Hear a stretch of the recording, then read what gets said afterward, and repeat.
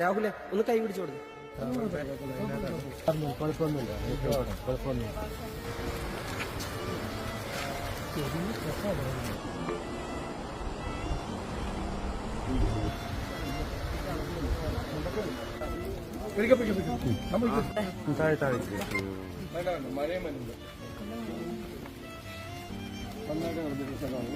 സംഭവിച്ചെല്ലാം സംഭവിച്ചിന് നമുക്കൊന്നും പറഞ്ഞിട്ട് കാര്യമില്ല. ലോസ് ഒരാൾക്കും ഞങ്ങൾക്ക് ചെയ്തു തരാൻ പറ്റില്ല.